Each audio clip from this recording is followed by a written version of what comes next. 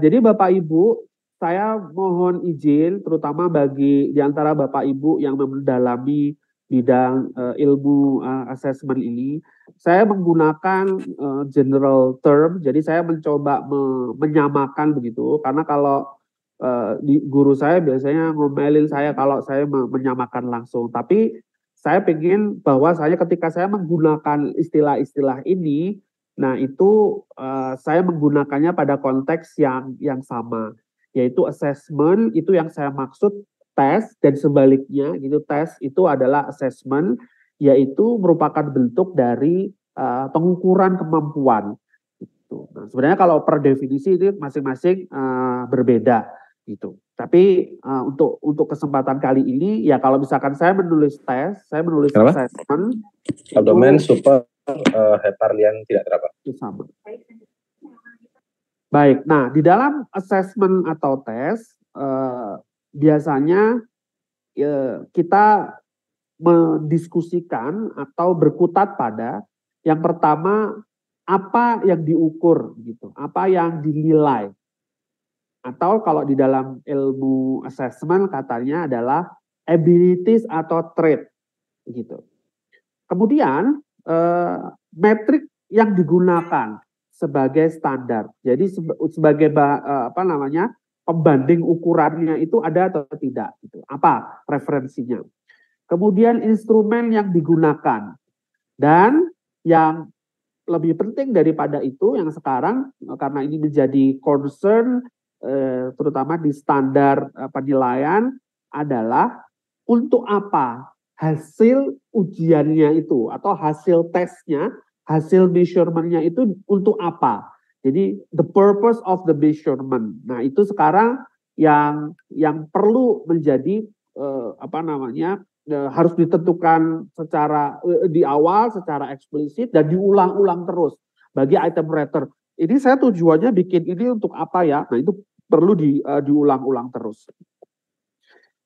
Kenapa seperti itu? Karena terutama untuk uji high stake yang berharkat yang menentukan pengambilan keputusan, misalnya saya ambil contoh di uji kompetensi mahasiswa pendidikan dokter,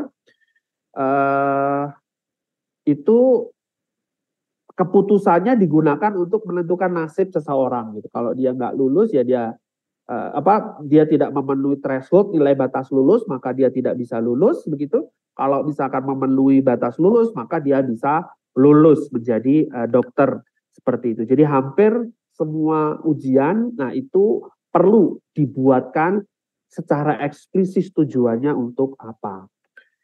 Nah, terkait dengan tes atau assessment ini ada dua norma utama yang semua ahli psikometrik atau ahli assessment itu bersepakat. Ada dua komponen utama yang menentukan kualitas dari instrumen assessment atau pada konteks kita itu adalah soal, yaitu bahwa soal itu valid dan reliable. Atau kalau di bahasa Indonesia kita kenal kalau valid atau validity itu kesahihan. Jadi valid itu sahih itu, jadi mohon izin kalau saya misalkan nanti di depan menggunakan kata-kata ini yaitu artinya sama. Valid sama dengan sahih, reliable itu sama dengan handal gitu. Apa itu maksudnya? Nah, saya menggunakan definisi dari standar, dua standar ini, baik standar yang lama yang tahun 99 maupun standar yang baru 2014. Bahwa yang dimaksud validity itu adalah degree of meaningfulness, usefulness, and appropriateness of inferences made from the test score. Jadi, apa yang diterjemahkan dari test score, dari skor hasil tes itu memiliki meaningfulness, usefulness, dan appropriateness. Jadi sesuai dengan tujuannya. Jadi tujuannya di standar yang 99 itu tidak tersebut secara eksplisit. Jadi pokoknya test score itu diterjemahkan dan terjemahannya itu cocok begitu. Nah kira-kira begitu. Nah di standar yang baru itu dibuat lebih eksplisit seperti tadi saya sampaikan bahwa Valid itu apabila bukti-bukti yang bisa yang dikumpulkan untuk menjelaskan test score itu sesuai dengan purpose use of the test, dengan tujuannya. Atau Bapak Ibu kalau misalkan ini susah untuk dipahami. Jadi kalau yang kedua itu valid itu tidak tunggal gitu, tetapi dia merupakan koleksi dari bukti-bukti yang ada dari proses mulai menyusun soal sampai menghasilkan di NBL, pengambilan keputusan. Jadi bukti-buktinya itu semuanya valid. Nah, itu yang dikehendaki di standar yang baru. Nah, tapi tidak salah apabila kita memaknai validitas itu adalah in which extent your test is measuring what you intended to measure. Jadi, tes atau assessment itu mengukur atau hasil skornya itu merepresentasikan apa yang kita inginkan untuk diukur. Jadi kalau misalkan ujian berarti soal-soal ujian itu mencerminkan apa yang kita inginkan untuk ditunjukkan oleh peserta ujian. Jadi kalau misalkan saya ambil contoh yang gampang karena saya sering terlibat di situ, misalkan UKM PPD, hasil uji kompetensi itu soal-soalnya itu mencerminkan ekspektasi kompetensi yang diharapkan pada peserta didik begitu. OSKE juga seperti itu. Soal-soal di OSKE itu mencerminkan apa yang dikehendaki dari seorang untuk kompetens menunjukkan kemampuan klinisnya, mungkin keterampilan klinisnya. Baik. Yang kedua adalah reliable atau handal, bahwa soal-soal atau instrumen tes itu menunjukkan konsistensi atau ada kata lain dari konsistensi yaitu reproducibility. Jadi kalau set soal ini diujikan pada kelompok peserta ujian yang sama, itu dia memiliki kecenderungan untuk menghasilkan menghasilkan hasil yang sama, reproducible. Jadi kalau dites lagi ya hasilnya sama, ya wes dites berapa kali pun ini yang sama. Nah, ini yang disebut dengan hypothetical konsep dari reliability, karena hampir kita tidak pernah didapatkan instrumen tes yang 100% reliable gitu, hampir tidak pernah. Gitu. Karena yang idealnya itu kan tes retest. Ya tes sekali hasilnya itu, kalau di retest hasilnya seperti itu. Hatta tes biologi sekalipun, misalkan tes laboratori, yang ada itu adalah range gitu, maksimum likelihood untuk sama, seperti itu. Jadi ya itu yang bisa kita lakukan. Jadi harapannya kalau dites lagi dengan instrumen ini, instrumen tes ini, hasilnya itu sama atau mendekati sama. Begitu. Nah, reliability ini sebenarnya adalah merupakan syarat, merupakan salah satu bukti untuk menunjukkan bahwa suatu alat uji atau tes itu valid. Gitu. Jadi sebelum kita menyatakan suatu alat uji itu valid, biasanya harus reliable dulu, begitu. Hukumnya karena reliability ini biasanya adalah hitung-hitungan statistik, hitung-hitungan uji psikometris, maka dia dinyatakan biasanya dalam angka 0 sampai 1, begitu. Semakin mendekati 1, maka tes itu semakin reliable. Begitu. Semakin ke 0, tes itu semakin tidak reliable. Artinya dia tidak bisa diandalkan untuk mengambil keputusan. The higher is the reliability, the lower is the measurement error. Nah, kenapa seperti itu ya? Karena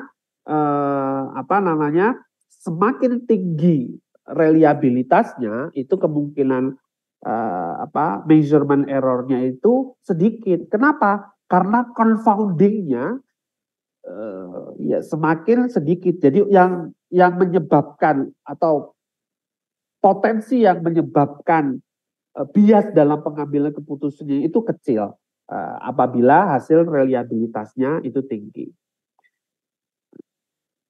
Nah, Bapak Ibu, jadi kalau saya mencoba menerjemahkan itu dalam visualisasi, misalnya antara item writer atau assessor dengan assessee dengan peserta ujian dan tes assessment atau instrumen tes atau assessment atau dalam hal ini soal-soal ujian, maka kita secara umum penulis soal-soal ujian itu memberikan harapan bahwa soal-soal ujian itu dapat menjadi alat ukur atau merepresentasikan kemampuan yang ada di dalam peserta ujian, begitu. Nah, kalau misalkan dibuat visualisasi, jadi ada yang saya sebut dengan abilities, atau kalau di ilmu psikologi itu disebut trait, gitu. Kalau di instrumen-instrumen uji disebut trait, begitu. Atau kalau sekarang istilahnya ada kompetensi, gitu boleh, misalkan menyebut kompetensi. Dan itu sifatnya biasanya itu nggak kelihatan, gitu. Kalau di manusia itu masih belum kelihatan. Nah, hal yang membuat itu kelihatan adalah tes assessment, gitu. Nah, harapannya hampir semua penyusun soal-soal ujian itu harapannya kalau hasil tesnya itu bagus, itu mencerminkan kemampuan dari seseorang. Nah, inilah Bapak Ibu yang menjadi dogma sentral di dalam dogma sentral kedua di dalam penyusunan di dalam ilmu assessment yang disebut dengan classical test theory, bahwa hasil ujian atau yang disebut dengan observed abilities itu sebenarnya merupakan penjumlahan dari true abilities yang itu sifatnya hypothetical, ada di dalam diri seseorang gitu, tapi nggak kelihatan, tidak bisa diindra secara langsung, plus errors gitu. Jadi hasil tes yang kelihatan atau observe score atau observe abilities itu merupakan hasil dari true abilities dan error. Nah, semakin kecil errors, maka true abilities-nya itu dapat atau observe score itu mencerminkan true abilities. Jadi misalkan saya ambil contoh, kalau nilainya itu 80% katakanlah seperti itu, maka kita berharap, penyusun soal atau asesor berharap itu adalah kemampuan yang dikehendaki dari peserta didik itu juga 80% begitu. Nah, meskipun sekarang persen ini ya banyak digunakan oleh pendidik, tetapi pada institusi-institusi penyelenggara assessment yang profesional biasanya tidak digunakan. Contoh misalkan nilai bahasa, IELTS atau TOEFL, nah, itu kan skornya bukan persentase, tapi menggunakan skor yang sudah dikalikan dengan bobot. Nah, insya Allah kedepannya kita berharap seperti itu. Kenapa? Karena uji kompetensi, uji progress test yang dilakukan di negara-negara maju dengan konsultan para ahli yang menulis buku-buku assessment itu juga ya, seperti itu gitu, agar dapat menggambarkan gitu, kelihatan gambaran abilities-nya. Misalkan contoh skor maksimum dari IELTS itu 12 misalnya 12. Maka kalau orang dengan IELTS 8,5, nah itu dia 8,5 dari optimal 12 nilainya seperti itu. Itu menggambarkan kemampuan-kemampuan tertentu. 8 itu dia sudah bisa speakingnya bagaimana, listeningnya bagaimana, writingnya bagaimana, dan seterusnya. Nah, itu sebenarnya sudah dicoba diartikulasikan di dalam hasil uji kompetensi atau nanti waktu progress test dari aplikasi yang digunakan uji kompetensi, nanti hasil individualnya sudah ada clustering dari kemampuannya. Jadi kalau nilainya sekian itu maknanya apa? Nah, itu kita sudah coba terjemahkan. Yang itu harus diawali dengan yang kita sebut dengan assessment blueprint, yang kita sudah belajar, kita sudah sama-sama bareng belajar pada pertemuan sebelumnya. Nah, yang pertemuan saat ini kita mencoba mendeploy blueprint itu ke dalam suatu instrumen pembuatan soal. Jadi blueprint yang kemarin kita diskusikan itu merupakan perangkat agar kita bisa menyusun soal-soal atau instrumen tes yang harapannya mampu merepresentasikan kemampuan yang kita inginkan. Jadi deskripsi kemampuan yang diinginkan itu dituangkan di assessment blueprint, instrumennya itu disusun di dalam soal-soal uji. Nah, sejak awal saya menyampaikan terkait dengan assessment for learning begitu. Nah, Pak Prof. Kies van der Vleuten sejak tahun 96 pertama kali artikel fenomenal dia yang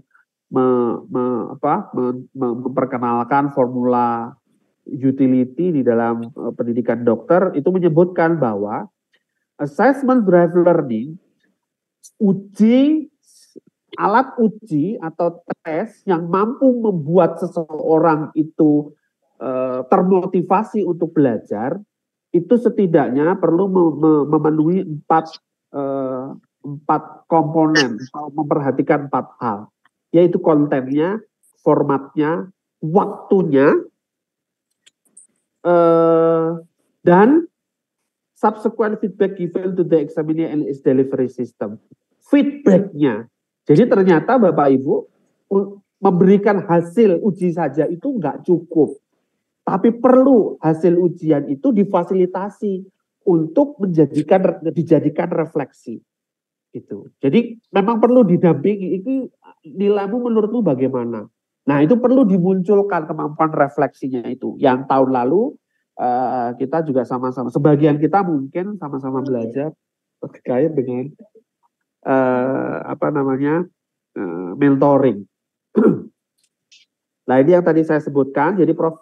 Kies van der Vleuten mengextend. Jadi untuk uji assessment yang baik itu tidak cuma validitas reliabilitas yang itu biasanya about psychometric properties, about statistik, tetapi lebih jauh good test atau good assessment itu adalah tes yang dapat memberikan dampak kepada proses pembelajaran yang cost efektif dan tentu saja dapat diterima oleh semua pihak. Ya, meskipun tidak semua total tidak, tetapi sebagian besar bisa menerima. Jadi model ujiannya bisa menerima dan well informed yang dimaksud juga dengan acceptability.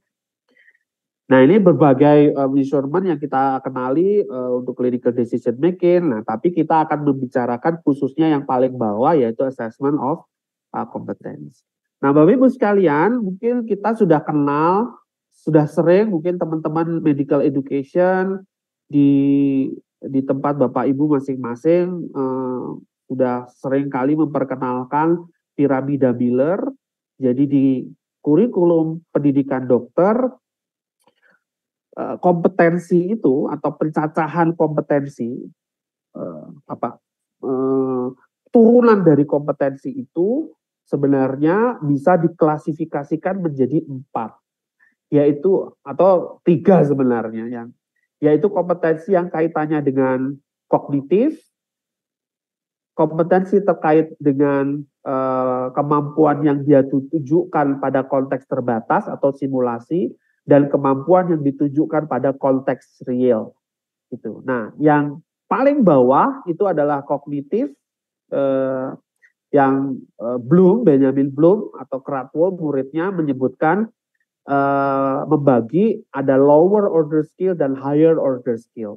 Lower order skill, kenapa kok disebut lower order skill? Karena utilitas dia terhadap proses pembelajaran selanjutnya atau proses pengambilan keputusan itu rendah. Tapi kalau higher order skill itu memang terkait langsung dengan pengambilan keputusan atau perilaku seseorang, sikap seseorang. Nah, di piramida Miller dua level di bawah itu ada level kognitif, dua level di atasnya level yang disebut dengan behavior, itu show how, itu pada terbatas pada ruang simulasi, sedangkan das itu pada kondisi sebenarnya. Jadi hampir semua komponen kompetensi yang diajarkan di dalam pendidikan dokter, undergraduate, postgraduate, itu dapat diklasifikasikan ke piramida Miller ini. Meskipun tahun 2012, mohon maaf tahun 2014, Prof. Cruz menambahkan di atas das itu is, being. Itu jadi identitas. Jadi setelah melakukan berulang-ulang itu bisa membentuk identitas profesional. Itu usulan dari Prof. Cruz dari Kanada, McGill. Nah, Bapak Ibu, kalau kita mau buat rinci seperti Bapak Ibu di belajar mengajar di kampus, mungkin kenal ini materinya dasarnya pekerti, karena kebetulan kami juga terlibat juga di dalam pekerti. Tadi saya sebut lower order skill atau higher order skill. Nah, itu sebenarnya dimudahkan oleh Bloom dalam bentuk verbia. Jadi ada kata-kata yang menunjukkan atau kata kerja yang menunjukkan lower order skill itu kalau apa sih? Kalau higher order skill itu kalau apa? Kalau semua ujian tertulis itu merupakan representasi dari kognitif seseorang. Nah, kalau dia itu remembering and understanding, nah itu diklasifikasikan sebagai lower order skill. Tapi kalau misalkan ada verbia applying, analyzing, evaluating, atau creating, jadi apply, menerapkan konsep, kemudian melakukan analisis, menginterpretasikan beberapa data, kemudian tidak hanya menginterpretasikan saja, tetapi mengambil keputusan, evaluating, decision making. Tidak hanya mengambil keputusan, tapi membuat sesuatu yang berbeda, sesuatu hal yang baru atau creating. Nah, itu merupakan higher order skills. Nah, di dalam uji progress test kita kali ini, kita akan mencoba mengartikulasikan, mencoba memunculkan harapannya, masih boleh kata kemarin Dr. Yoyo, sebagian yang lower order skill. Tetapi bagi Bapak Ibu sekalian, mari kita juga mencoba begitu menyusun yang ke higher order skill, minimal applying gitu. Jadi applying, analyzing atau evaluating. Creating mungkin tidak pada konteks ini, tapi applying, analyzing, evaluating sesuai dengan ranah-ranah kompetensi yang kemarin sudah dijelaskan di dalam blueprint. Nah, Bapak Ibu, saya mohon izin berikutnya deploy hal-hal yang pragmatis terkait dengan apa yang akan kita kerjakan ke depan. Jadi secara umum, ujian bersifat kompetensi yang bersifat kognitif itu dinilai dengan ujian yang tertulis. Atau kalau misalkan dibalik, hampir semua ujian tertulis itu sebenarnya menilai kognitif atau dapat digunakan untuk merepresentasikan kemampuan kognitif. Nah, di dalam pool semua ujian tertulis itu dapat diklasifikasikan menjadi dua, yang disebut dengan construct response dan selected response. Construct response yang responnya itu dikonstruksikan oleh peserta ujian. Jadi bebas gitu. Bentuk responnya itu bebas dikonstruksikan. Meskipun memang trennya mungkin Bapak Ibu sekalian kenal dengan istilah rubrik, yaitu rubrik itu memberikan batasan, ruang lingkup. Kamu boleh ngomong banyak-banyak, tapi yang banyak itu apa sih sebenarnya, poin-poinnya apa? Nah, itu disebut dengan construct response, mostly bentuknya itu short answer atau ada juga yang long answer. Nah, disebut short answer ini dibatasi kalau 3 kalimat itu masuk short answer. Tapi kalau lebih apa namanya, ini disebutkan 5 halaman ujian, nah itu long answer. Nah, itu disebutkan juga di literatur construct response itu ada yang ada subjektif, ada objektif. Yang subjektif apa? Yang nilainya diserahkan bebas kepada penguji. Yang objektif apa? Nah, yang objektif itu biasanya yang sudah dibuatkan rubriknya. Nah, kita tidak akan membicarakan yang construct response itu Bapak Ibu, kita akan khusus hari ini terkait dengan selected response. Nah, selected response disebut selected karena responsnya atau jawabannya itu sudah diberikan di pilihan jawabannya itu sudah diberikan di format soal itu. Ada 9 genre atau 9 kelompok yang dikenal kira-kira seperti itu. Modifikasinya banyak gitu, tapi yang dari beberapa kumpulan textbook yang saya punya ada 9 textbook itu kira-kira 9 ini yang tidak ada perdebatan begitu menyebutkan. Meskipun dari 9 ini nanti ada beberapa yang memang sudah tidak digunakan lagi. Ada true false, ada alternate choice, ada multiple true false, ada traditional matching, ada extended matching, ada yang disebut teslet atau context dependent item set, ada complex MCQ atau type K, traditional MCQ dan vignette MCQ. Saya tidak memberikan contoh yang true false, Bapak Ibu. True false ada statement, terus instruksinya adalah beri pernyataan apakah berikan keputusan pernyataan ini benar atau salah, true false, simple. Kompleks MCQ Bapak Ibu mungkin dulu waktu sekolah SD, SMP, sekolah kedokteran pernah menjumpai soal yang begini. Pilihan A itu 1 dan 3 benar. Pilihan 2, 2 dan 4 benar. T3 itu hanya C saja yang benar. Yang terakhir pokoknya bukan salah satu di atas. Nah, itu yang disebut dengan type K Bapak Ibu. Kompleks MCQ type K. Nah, ini contohnya. Alternate choice itu adalah memberikan 2 pilihan. Jadi ada binary, pilihannya binary. Bukan benar salah, tetapi pilihannya itu adalah contohnya if the number of item on a test is increased from. Jadi kalau misal kali ini saya kasih contoh di psikometri, kalau misalnya suatu tes itu dinaikkan jumlahnya dari 40 ke 60 item, reliability yang baru itu jadi berapa begitu. Nah, ini kan misalkan sama kalau uji KMPPD terakhir itu kan 150. Nah, gitu. Jadi kemarin pertanyaannya kan begini, kalau misalkan saya turunkan dari 200 ke 150, reliabilitasnya itu jadi berapa kira-kira estimasinya? Gitu dengan reliability existing. Nah, jawabannya dikotom, maksudnya dikotom bukan 01 tapi jawabannya ada 2 gitu. Higher than reliability of 40 atau lower than reliability of 40 type. Ini disebut dengan alternate choice atau nama lainnya type C. Kemudian ada multiple true false. True false itu yang mempopulerkan pertama kali itu Pak Abel namanya. Abel itu yang salah satu standar setting yang digunakan di uji kompetensi. Nah, ini contohnya multiple true false misalnya. Mana di antara hal-hal berikut ini yang akan meningkatkan content related validity evidence, bukti terkait dengan validitas. Jadi ini ada yang benar beberapa, ada yang salah. Jadi dia peserta diminta untuk mengidentifikasi mana di antara jawaban ini yang benar, mana yang salah. Nah, evaluasi contohnya itu adalah multiple selected choice. Jadi bukan satu jawaban benar, tapi beberapa jawaban benar. Begitu.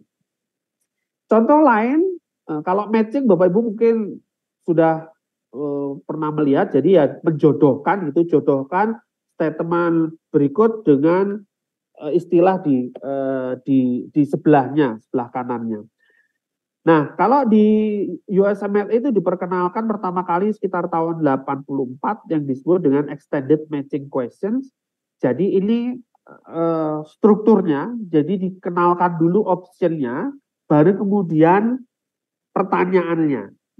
Nah, jadi misalkan ini yang diminta dari leads in-nya itu, which test should you consider? Nomor 1, you are concerned that he may have intracranial space occupying lesion. Kalau berpikir soal yang di leads in ini space occupying lesion, jawabannya apa? A sampai J. 2 apa, 3 apa, 4 apa.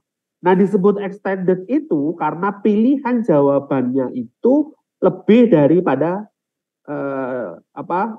pertanyaannya. Ini kan pertanyaannya ada 4, pilihannya ada J sampai 10. Begitu. Nah, itu disebut dengan extended matching question. Nah, Bapak Ibu, sampai sekarang di USMLE masih digunakan, di ujian Australia juga masih digunakan, di PLAB juga masih digunakan. Ya, mungkin tahun depan karena kita sudah perkenalkan ini, kita akan perkenalkan juga di UKM PPD model-model EMK ini, dan Bapak Ibu insya Allah akan menjadi salah satu atau beberapa dari penulisnya karena sudah diperkenalkan hari ini.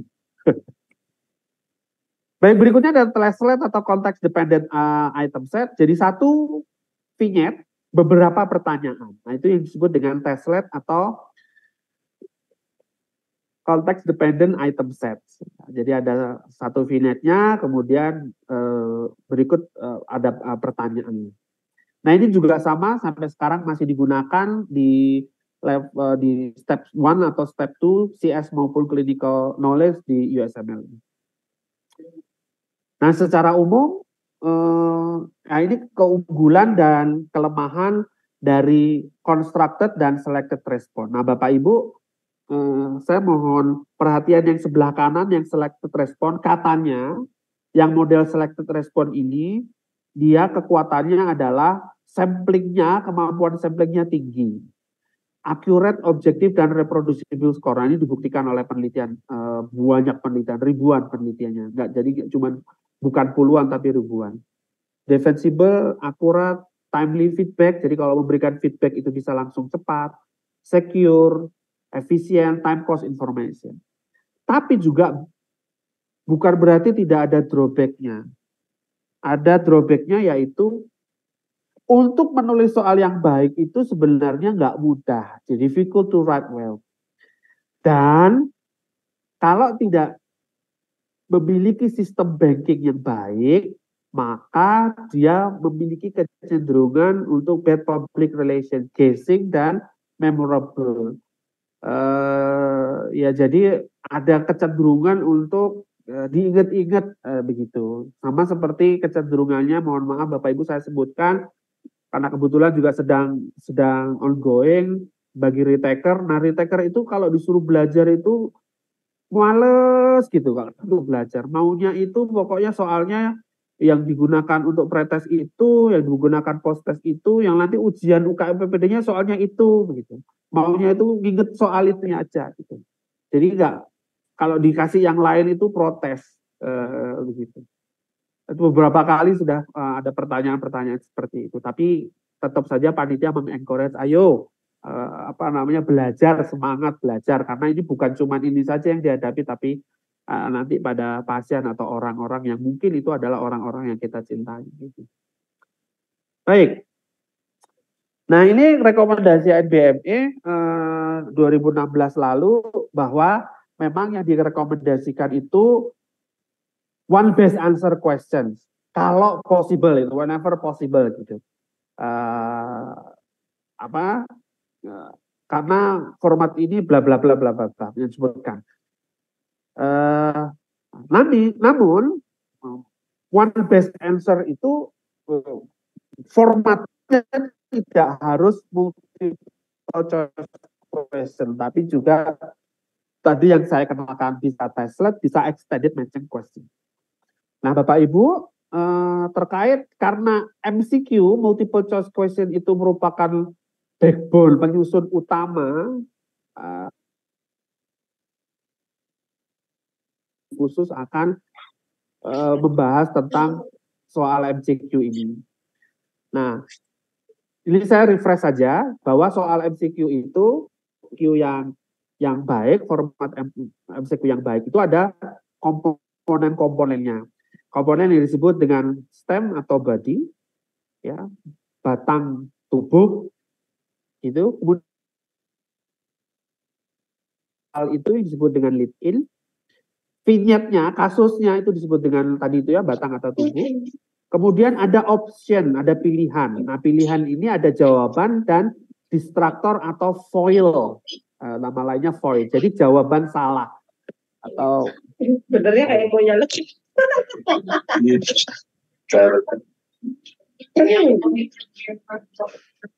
Ya, mohon maaf Bapak Ibu.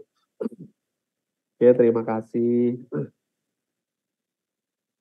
Nah, saya mohon izin menyampaikan tulisan dari Thomas Haladina ini bahwa beliau melakukan review begitu dari ratusan paper, kemudian merekomendasikan penulisan soal MCQ, khususon MCQ Bapak Ibu. MCQ yang baik itu ada 31 rules. Gitu. Saya mohon izin menyampaikan ini dan mengklasifikasikan itu menjadi 5. Jadi pada kontennya, pada format dan stylingnya, pada stemnya, dan pada optionnya. Saya mulai dengan kontennya. Jadi bahwa soal MCQ yang baik itu dia harus merepresentasikan kemampuan yang sesuai target. Dalam hal ini berarti harus cocok dengan blueprint. Maka nanti Bapak Ibu saat menyusun soal ini, yang pertama Bapak Ibu harus mengidentifikasikan blueprint. Ya. Bahwa identifikasi ini dilakukan setelah menyusun soal tidak masalah. Begitu. Tetapi itu harus nyantol dengan blueprint soal ujiannya. Atau kata lainnya soal ujian, penyusunan soal-soal ujian, UTS, UAS, progres, tes, uji tahap, UKM PPD harus punya blueprint. Nomor 1. Dan satu soal minimal merepresentasikan khusus satu kemampuan khusus.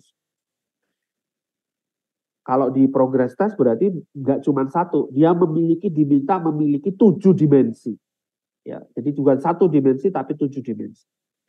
Yang kedua, base each item on important content, avoid trivial content. Bapak Ibu, karena terbatas, kemampuan yang kita harapkan pada seseorang itu banyak, tetapi mau tidak mau namanya uji itu adalah sampling.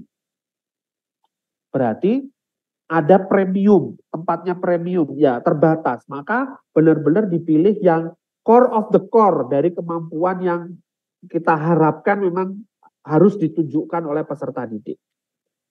Kemudian use novel material. Referensi materi ujiannya itu gunakan sebisa mungkin gunakan yang terbaru. Kalau nggak ketemu, due diligence Bapak Ibu penyusun soal harus menyertakan referensinya apa. Nah itu yang akan nanti digunakan oleh reviewer untuk membandingkan. Oh ini referensinya lama begitu. Nah nanti saya tambahkan kalau untuk progress test ini mohon berkenan nanti menyempatkan waktu untuk menambahkan penjelasan dari masing-masing distractor gitu kan. Kenapa? Agar ini dapat digunakan untuk feedback nanti. Yang kedua, yang berikutnya keep the content of each item independent. Ya, maksudnya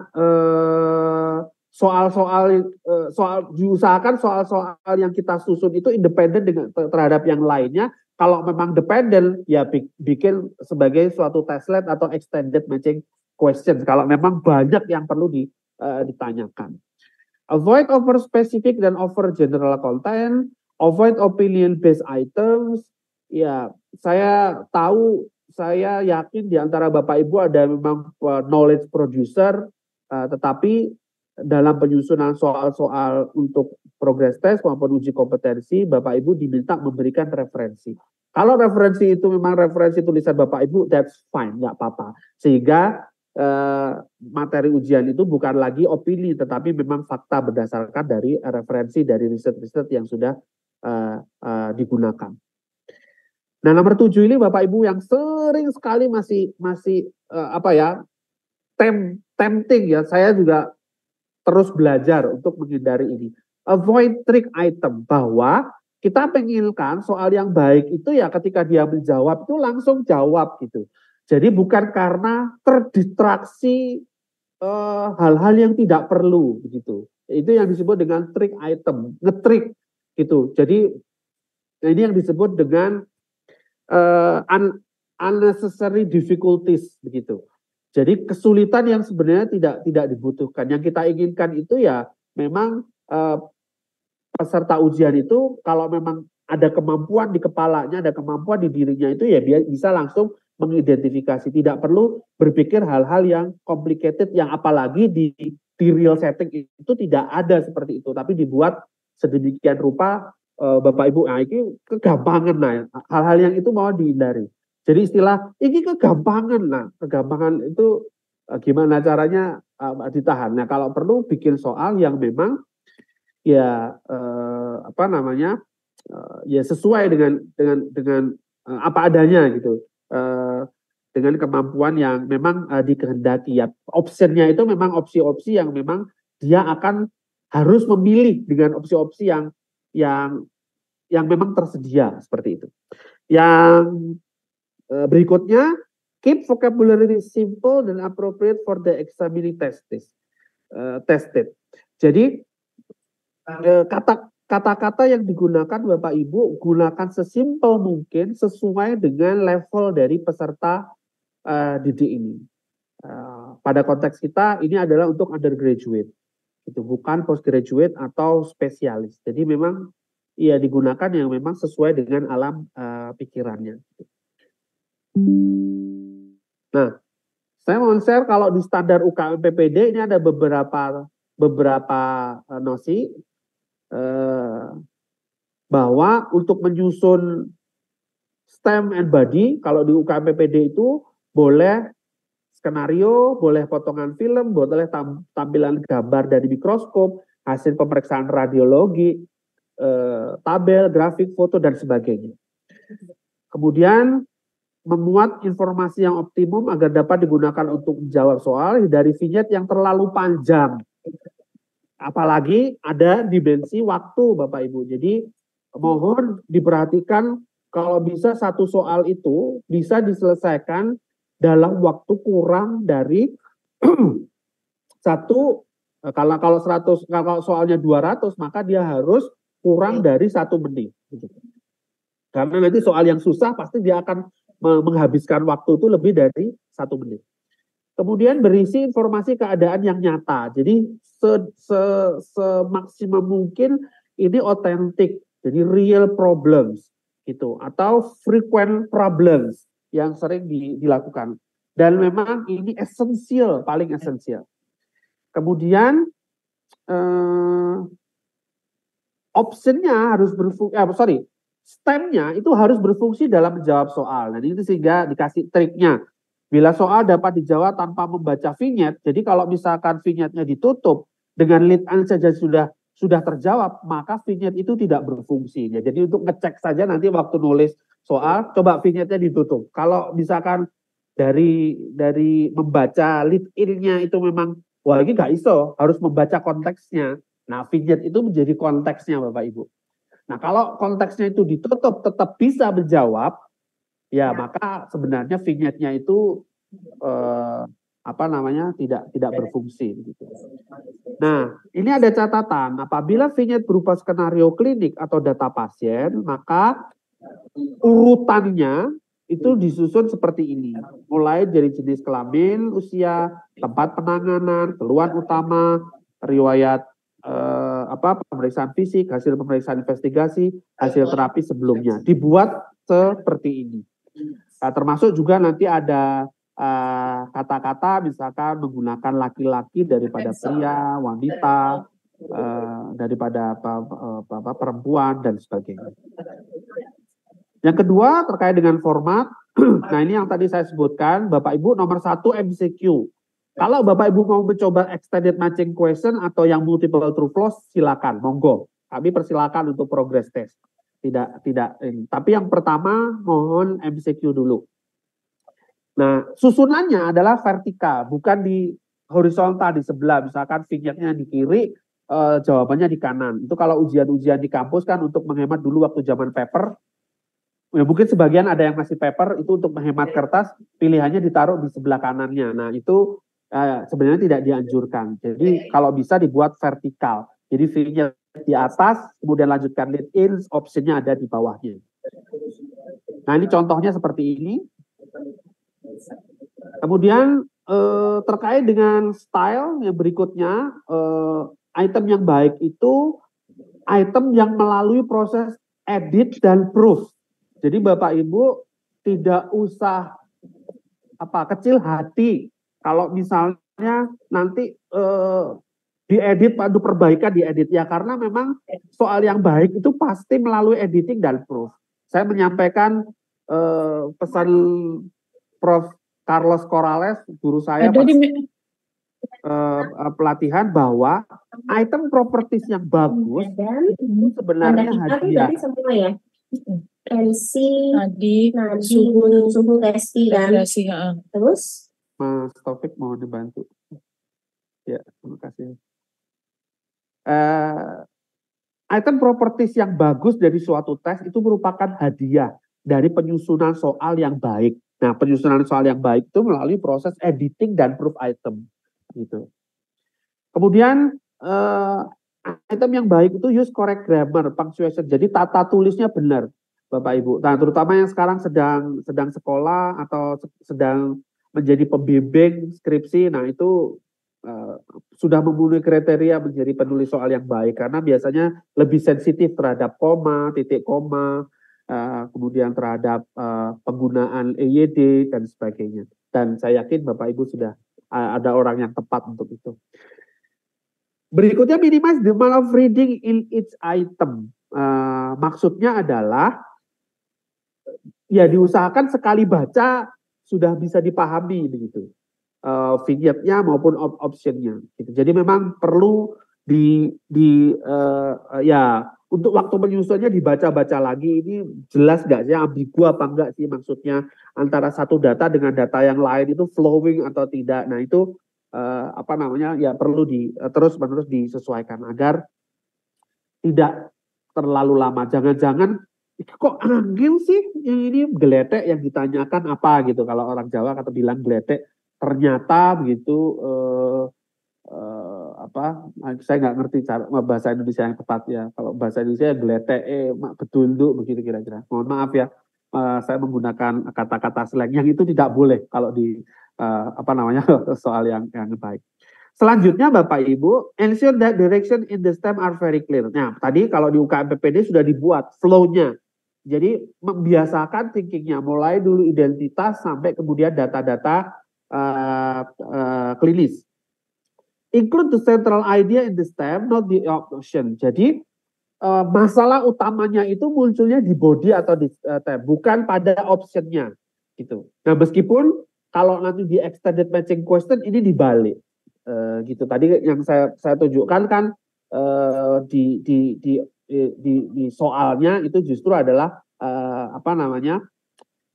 statementnya atau deskripsinya. Tapi kalau di MCQ yang baik itu idenya atau konsep utamanya itu ada di vignette-nya, sudah bisa terbaca di vignette-nya. Avoid window dressing atau excessive verbiage, kata-kata atau yang berulang-ulang begitu, kemudian yang banyak sekali, ya kan ini nggak efisien, kemudian nggak efektif dari sisi waktu. Kemudian word stem positively. Nah ini Bapak Ibu, baik di stem maupun di lead in-nya diupayakan tidak menggunakan terming negatif. Kenapa? Karena ini unnecessary difficulties. Jadi riset menunjukkan bahwa penggunaan not atau except itu meningkatkan difficulty dari soal.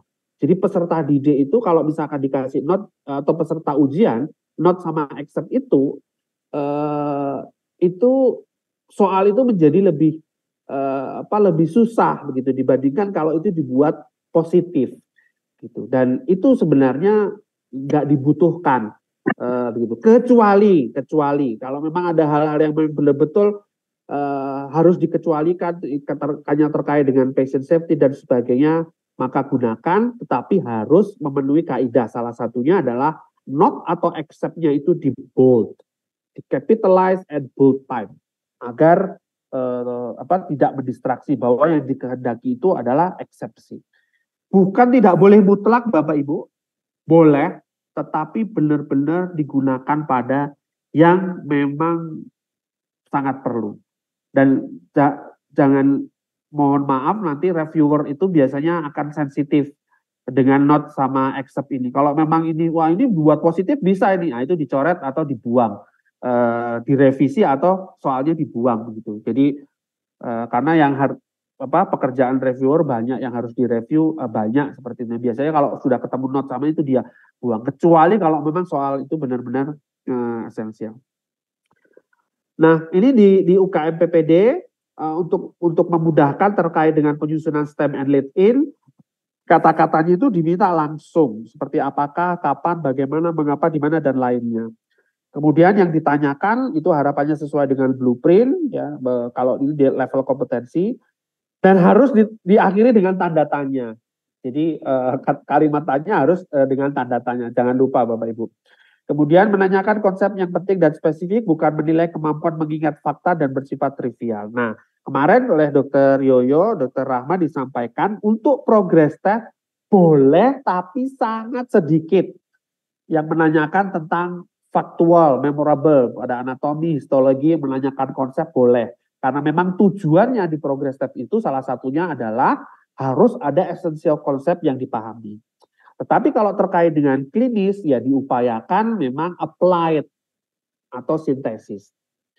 Hindari kalimat pertanyaan yang terlalu panjang. Jadi buat sesingkat mungkin yang bisa diupayakan.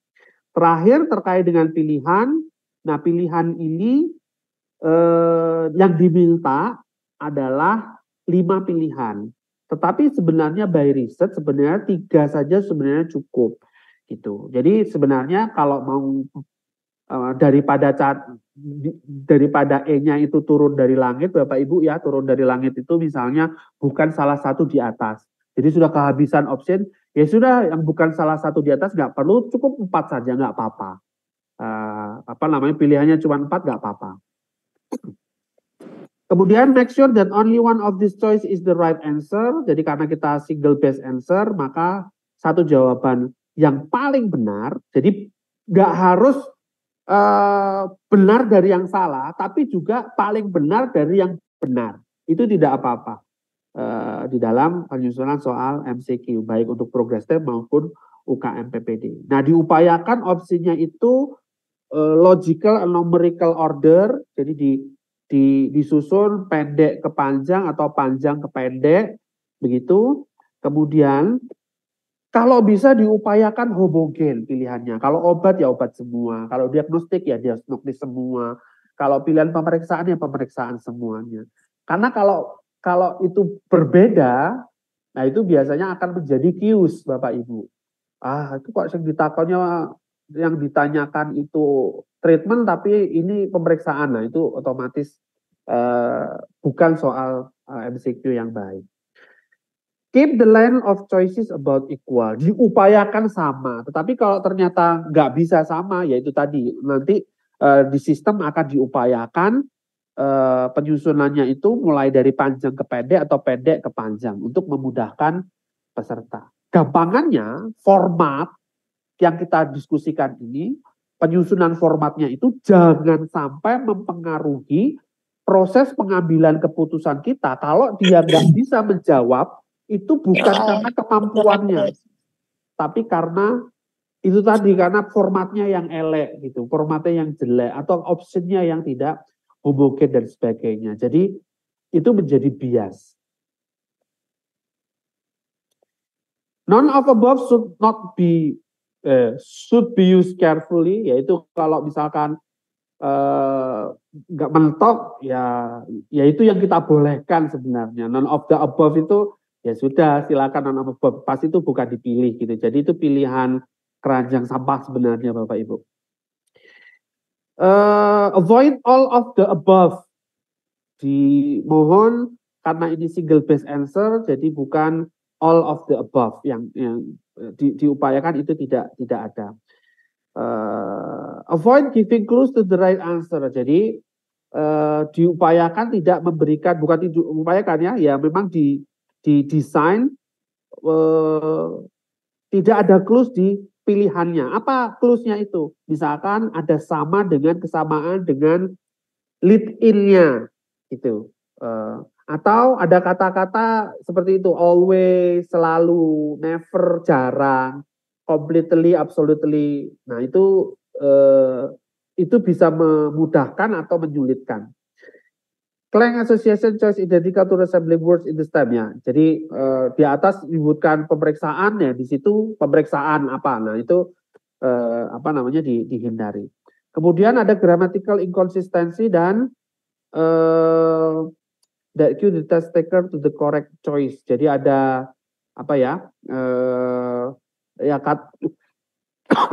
kata-kata tambahan yang itu sebenarnya bukan karena kemampuan dia untuk menjawab, tapi gara-gara lagi lah podo ya, otomatis itu yang dikehendaki. Jadi maksud Bapak Ibu bisa ditebak dengan penulisan choices yang penulisan pilihan-pilihan soal yang tidak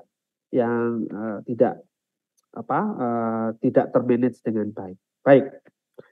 Itu total 31, sebenarnya 28 poinnya, yang 4 ada di poin ke-28. Jadi secara umum kalau saya boleh highlight, item optionnya harus clear dan unambiguous, hindari imprecise phrase, kata-kata seperti jarang, berhubungan dengan, itu bermanfaat dan sebagainya. Kemudian lead in-nya harus close, fokus, straightforward, itu apa, bagaimana, jelas. Kemudian option-nya itu homogen, ditulis arrangement-nya baik, begitu tidak membingungkan. Incorrect option can be partially or wholly correct. Nah, maksudnya tadi itu ya. Jadi pilihan-pilihan salah itu bukan berarti dia salah, tetapi karena dia bukan yang paling benar gitu. Jawaban yang benar adalah memang yang paling benar dari sekian pilihan. Nah, ini yang secara umum apa yang tadi yang saya sampaikan terkait dengan kriteria soal yang baik itu adalah untuk mencegah terjadinya ini yang disebut dengan irrelevant difficulties. Jadi kesulitan yang irrelevant gitu. Jadi seharusnya susah itu karena dia nggak paham. Jadi bukan karena ada kesusahan yang dibuat-buat di dalam format. Tapi benar-benar karena dia tidak paham. Memang nggak ada. Abilitiesnya nggak ada. Nah itu susah, menjadi susah bagi dia. Bagi personal itu. Nah ini yang menyebabkan irrelevant difficulties itu. Yang lain adalah flaws related to test wiseness. Jadi clue di dalam soal. Jadi dia nggak ngerti, peserta ujian tidak paham, tetapi dia bisa melihat itu ada kesalahan penulisan. Gitu. Jadi dia benarnya bukan karena memang ada kemampuan di kepalanya, tetapi karena di soalnya itu ada clue-nya. Nah itu yang disebut dengan test wiseness-nya. Ya, ini beberapanya grammatical cues, option-nya, kemudian penggunaan always, never. Nah, itu yang terakhir itu kadang-kadang correct answer itu longer. Jadi kalau misalkan ada satu pilihan yang panjang, itu kayak zaman dulu ada soal PPKN gitu oleh Bapak Ibu. Jadi kalau yang jawabannya panjang, ini biasanya yang paling benar. Nah, begitu. Nah, itu secara umum psikologi orang katanya memang begitu. Kalau dia nggak bisa, nah dia akan coba lihat ya sambil hitung kancing. Oh iya ini paling panjang. Itu yang dia coret gitu untuk guessing. A word or phrase is included both in STEM ya. Jadi atau pernyataan berulang atau clue yang yang muncul di STEM maupun di LinkedIn. Ya kalau itu udah tergambar, misalnya dia minta Oke. kita minta Nah, beberapa sumber error lainnya, jadi yang menjadi confounding itu dari tes itu adalah ya ini luckily correct dan unluckily incorrect. Ini yang menyebabkan bias. Jadi di satu set soal yang terdiri dari soal-soal MCQ itu, errornya itu terjadi dari soal-soal yang berkontribusi pada dua ini Bapak Ibu. Jadi yang menyebabkan pengambilan keputusan atau inferensi kita terhadap ability itu terganggu, itu biasnya itu karena adanya luckily correct atau unlikely incorrect. Gitu. Jadi ada soal-soal yang anak pinter itu nggak bisa mengerjakan itu. Kenapa? Karena mikirnya ruwet. Sementara anak-anak yang nggak pinter itu bisa mengerjakan itu dengan betul begitu. Dengan nanti ada di item propertiesnya yang menunjukkan seperti itu. Nah, Bapak Ibu, tadi saya sampaikan di awal yang disebut classical item.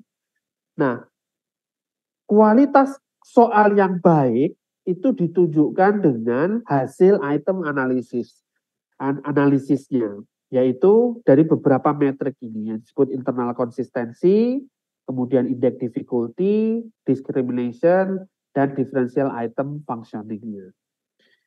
Nah, ini yang akan menjadi judge Bapak Ibu, selain reviewer, judge ini, jadi soalnya itu apakah terlalu susah, terlalu mudah, tidak bisa membedakan antara yang pinter dan yang baik. Nah, itu yang akan menjadi judge apakah soal-soal yang kita susun itu baik atau kurang baik, seperti itu.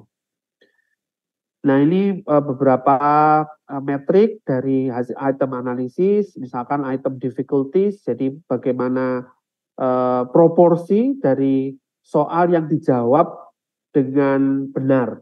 Jadi semakin banyak soal dalam satu set tes itu dijawab dengan benar, semakin mudah soal itu. Sebaliknya, semakin tidak bisa soal-soal itu dijawab oleh populasi peserta, soal itu dinyatakan semakin susah, gitu. Dan penyebabnya macam-macam. Sekali lagi idealnya yang kita cari, yang kita inginkan cari, soal yang tidak bisa dijawab atau soal yang susah itu yang memang benar-benar karena abilities-nya tidak ada.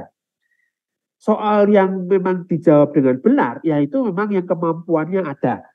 Seperti itu. Nah, sehingga soal-soal yang baik itu range dari kombinasi dari item difficulties dan item discriminations. Kemampuan soal itu membedakan dari kelompok mahasiswa yang menjawab dengan baik dan kelompok mahasiswa yang tidak berhasil menjawab dengan baik pada populasi soalnya. Jadi dua parameter ini merupakan parameter dari klasik tes teori yang digunakan untuk menjustifikasi apakah set soal ini baik atau enggak baik. Nah, ini beberapa yang menyebabkan diskriminasinya rendah. Artinya soal itu tidak bisa membedakan, tidak bisa digunakan untuk membedakan anak yang memang memiliki ability atau tidak. Misalnya ya dia belum pernah diajarin. Nah, itu otomatis soalnya atau tidak ada di blueprint.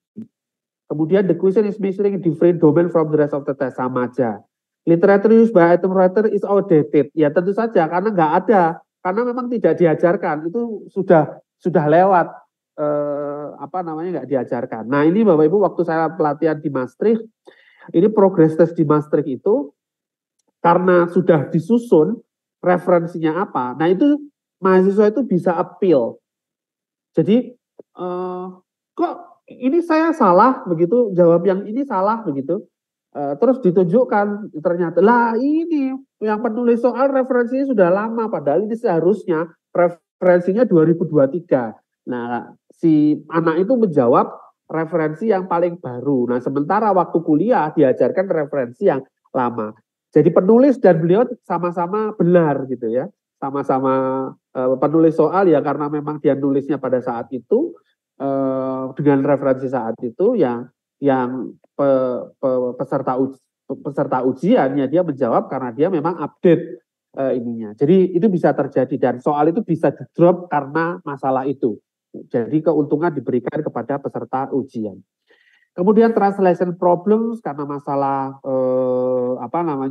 grammatical error in the answer key, kemudian technical writing flaws, sama menulis jelek, nah itu memberikan low discrimination. Nah ini tadi yang saya sudah sebutkan bahwa soal yang baik itu Bapak Ibu merupakan hadiah dari proses kita menyusun soal-soal yang baik. Saya pikir itu yang trigger diskusi. Mungkin setelah ini kita